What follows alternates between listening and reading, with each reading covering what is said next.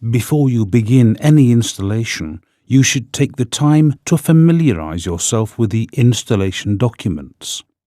These are special to each individual site, and they give you the information as to the scope of the installation. Core exchanges are usually built on a raised floor. The floor panels can be removed for cable access from below. The first connection to the cabinet is the earth or ground cable. This cable has already been connected to the main earth terminal during site preparation. But you must first prepare this cable for connection to the cabinet. Strip the insulation from the end of the cable. Use the correct stripping tool. The cable we are using has 2 layers of insulation. Both must be removed. The length of insulation to remove should suit the cable lug that will be crimped on the end of the cable. Fit the lug over the cable end, ensuring the copper conductors reach all the way in, and the insulation reaches all the way up to the lug.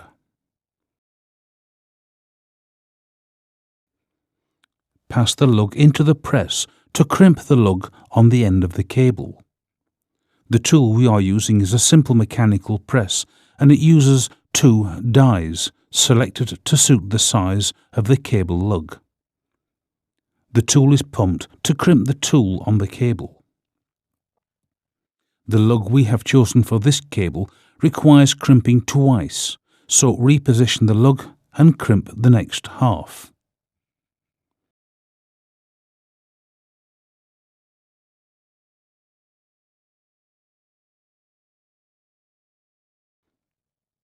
Inspect the crimp well. Ensure that there are no wings and that the copper wire is visible in the hole in the end of the lug. If you want to have more information about the crimping press, click the Details button.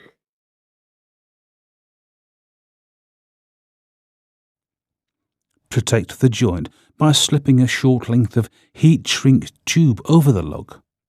A heat gun is then used to warm and shrink the tube around the joint.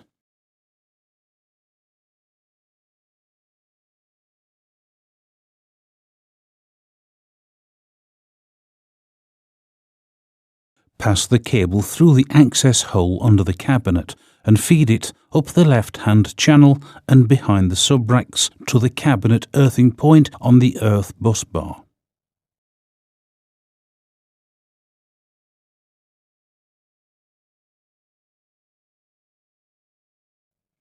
Fit the lug, 1 plain washer, and secure it with a nut. The nut must be tightened to the torque specified in the installation manual. An extension bar fitted to the torque wrench will make access easier.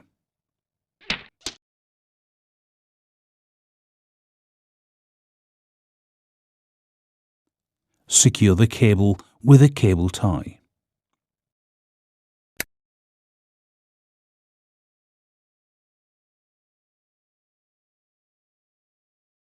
The main power feed cable to the cabinet is fed through the access hole under the cabinet.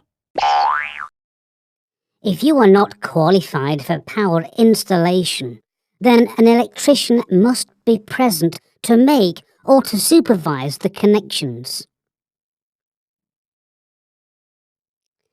You must make sure the power source is switched off when working with power.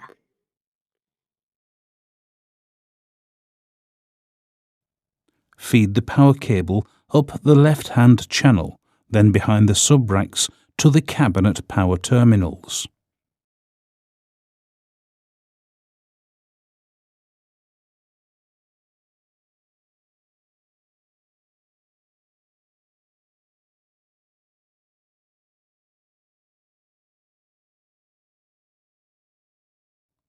Strip and prepare the ends of the power cable, taking care not to damage the insulation for each wire.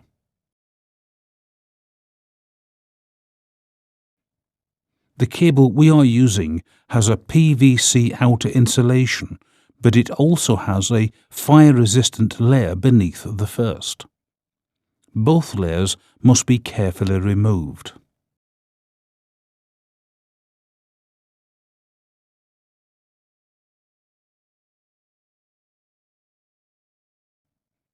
Protect the cable by slipping a short length of heat shrink tube over the end of the outer insulation. A heat gun is used to warm and shrink the tube.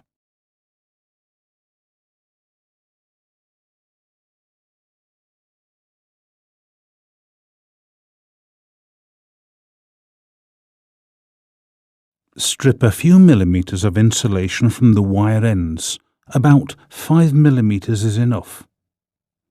Now the cable is prepared.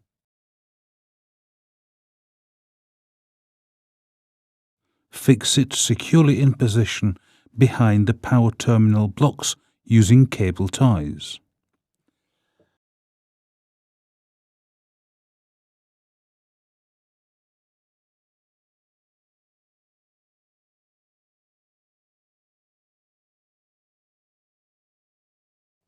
Connect the power wires to the terminal blocks, paying particular attention to the correct connection terminals. The leftmost terminal blocks, coloured green and yellow, are for the power plant earth return cable. The next blocks are for the neutral wire. The other three groups are for the three phases. The set or grub screws in the connector blocks must each be tightened to the torque specified in the installation manual. Check that the wires are neatly formed and insulation covers each wire all the way up to the connector, and that there are no sharp edges or other stress applied to the wires.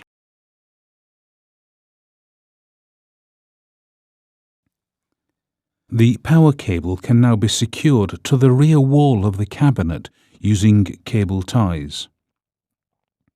The power cable may not lie on sharp edges that could puncture the insulation. It is important to make sure that the ties are cut off square and do not have sharp edges.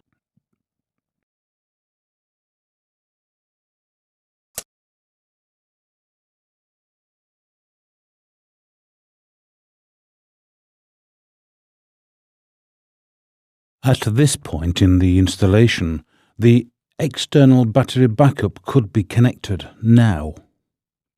Begin by fitting power cables. These preformed DC power feed cables have the polarity marked on them.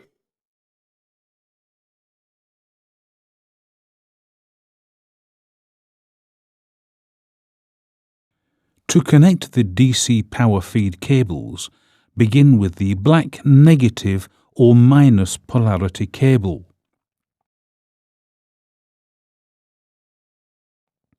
Route the cable behind the power connection field of the cabinet.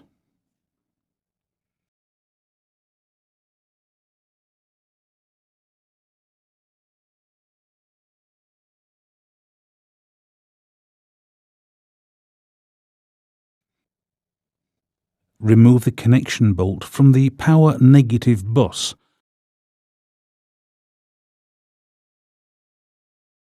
Feed the power cable through the lug on the end of the negative power cable. Be sure to have a plain washer between the bolt head and the lug.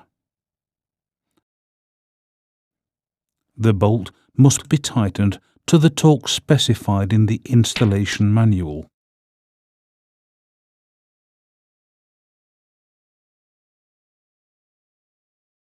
Feed the positive cable behind the power connection field of the cabinet.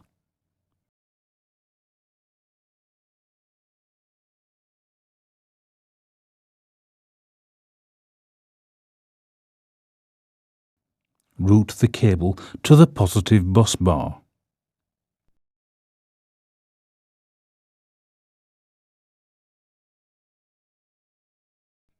put the cable lug over the bolt. Fit one plain washer and then fit the nut.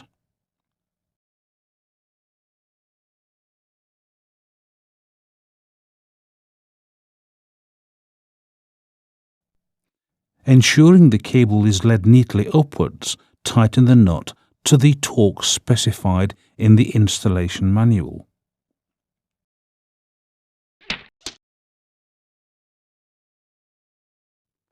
Connect the cables to the external battery rack in accordance with the installation manual.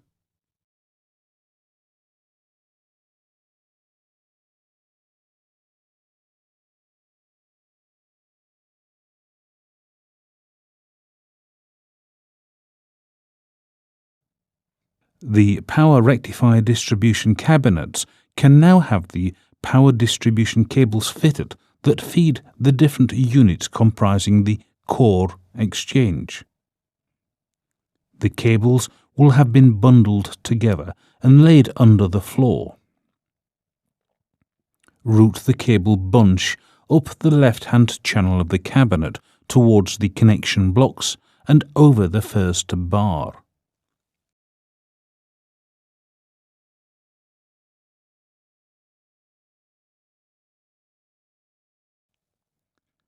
Separate the cable bunch.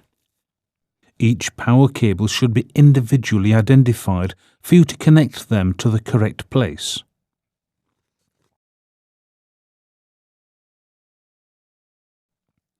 Identify the first cable and present the cable to the cable fixing points at the back of the cabinet.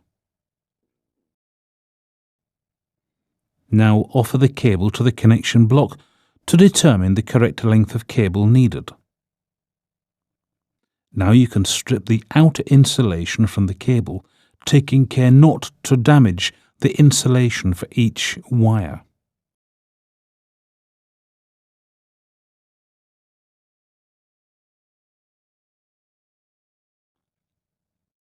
Prepare all the other power cables in exactly the same manner.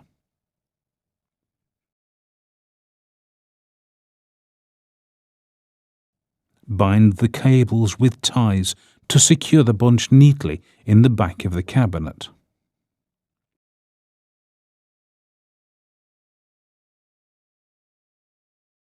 To terminate the wires, check that there is sufficient slack wire and then cut off the surplus.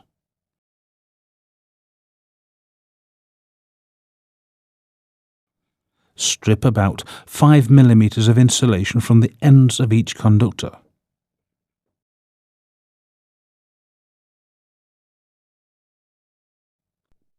Loosen the set screw or grub screw in the connector. Feed the prepared wire end into the hole.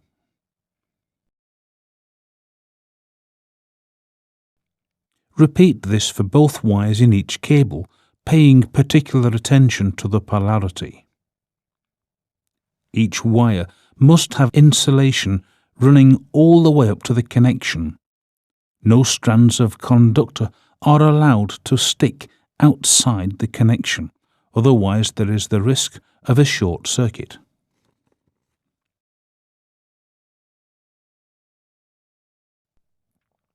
Connect all other cables to the appropriate terminal blocks.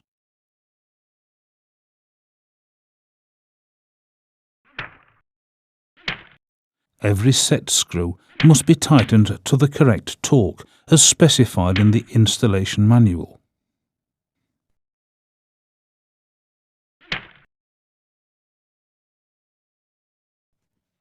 Cables should be neatly laid, well formed and without stress. Apply the cable marking labels to make a permanent identification for each cable. The labels are provided in the installation kit and they must be fitted with care. Wrap them around the cable. Fold them up the side of the label.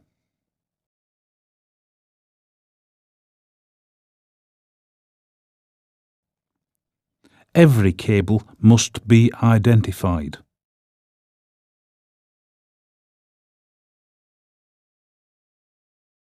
Fit the 10 rectifier modules into the subrack in the cabinet. Each unit slides into position and must be pushed all the way home. The modules must mate with connectors on the subrack back plane, so it is very important that they are correctly seated.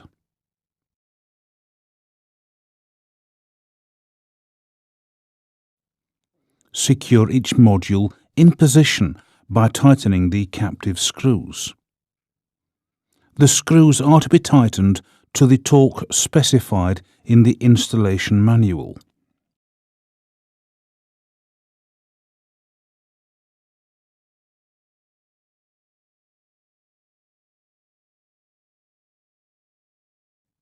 The backup batteries are fitted in the shelf immediately under the rectifier modules. If you want general information about batteries, then click the Details button. Loosen the 2 machine screws at either side of the battery support bracket and remove the bracket from the cabinet. The battery units are each placed on the support shelf side by side. If you want handling information for batteries, then click the Details button.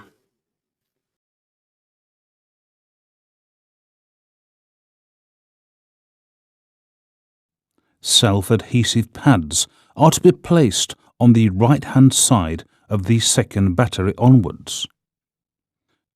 This is to ensure there is a gap between battery units for ventilation. Peel off the backing material and press the pads in place. Each battery may weigh up to 35 kilograms, so be careful when lifting them into the cabinet. Do not drop them or apply any shock that could crack the case. If batteries show signs of leaking, then they are not to be fitted. Contact your supervisor. After the second battery has been positioned, attach a temperature sensor to the left-hand side of the unit. The sensor is to be positioned on the side of the battery in accordance with the measurements given in the installation manual. Cut the ties and uncoil the lead. Remove the backing paper from the sensor support pad.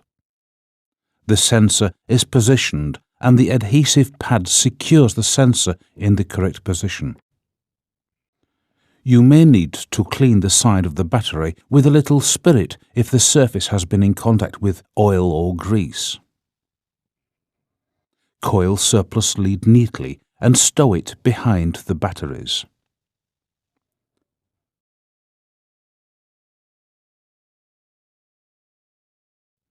Continue fitting the remaining battery units, attaching the spacers between them as you go along.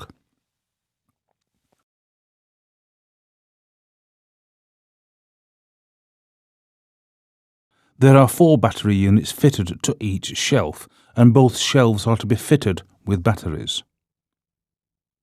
They are to be fitted in exactly the same manner. Fit spacers between batteries and 1 temperature sensor to every battery shelf. Before connecting batteries, ensure that the breakers in the battery backup cabinet are all in the off position. Before connecting batteries, you should be aware that there is a very real danger. Metal wristwatches, rings, bracelets and other jewellery could conduct electricity. If they should bridge 2 battery terminals, then they will get hot and they will melt. If you are wearing them at the time, then you are in danger of injury. Remove all electrically conductive jewellery. Use protective goggles. You only have 1 pair of eyes. The batteries are to be connected as 2 banks of 48 volts.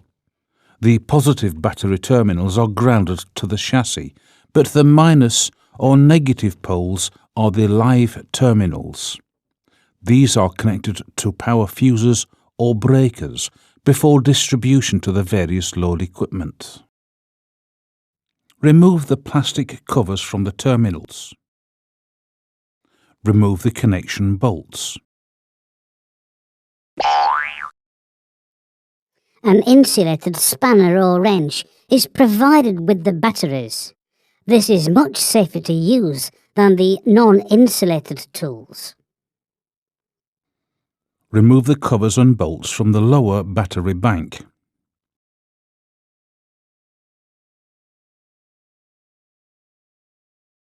Fit the battery jumper plate between each battery unit to connect them in series. The jumper plate is provided in the battery installation kit, and 3 jumpers are needed for each bank. The battery termination cables have been insulated. Remove the protective insulation from the cable ends. Before connecting the cables to the battery, be sure to check, then double-check the polarity. The negative or minus pole of the battery bank must be connected first. Lead the cable up the side of the battery and connect the lug to the battery minus terminal. The positive cable is connected to the plus or positive pole of the battery. This cable is coupled to the chassis of the cabinet because this is a positive ground cabinet. For safety reasons, the chassis is always the last cable to be fitted to a bank of batteries. This will reduce the possibility of an explosive discharge if a tool should accidentally bridge a battery pole to the cabinet chassis. All battery terminals are to be properly tightened. The battery installation instructions give the correct torque as specified by the battery manufacturers. Take care not to allow tools to come into contact with the battery chassis. Refit the covers over the battery terminals. You may need to break a pre-cut section of the cover to suit the jumpers between the battery terminals.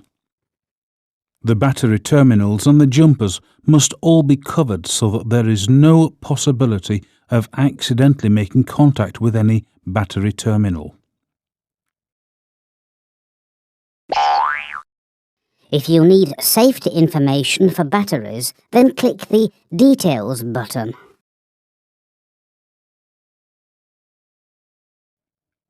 Refit the support bars in front of the battery units on both shelves.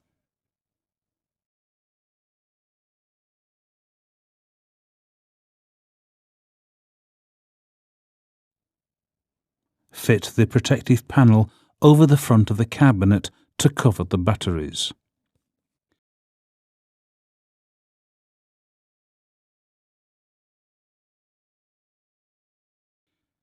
The unused shelf spaces in the cabinet are all to be dressed with blank panels.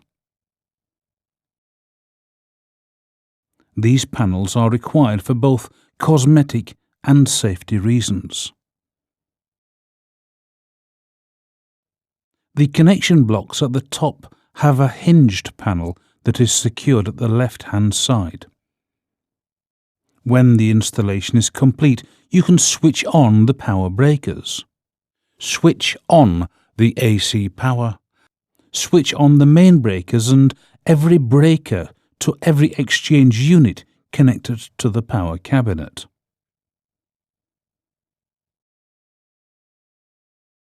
Refit the cover over the breakers. The power cabinet will begin its function in life, supplying uninterrupted DC.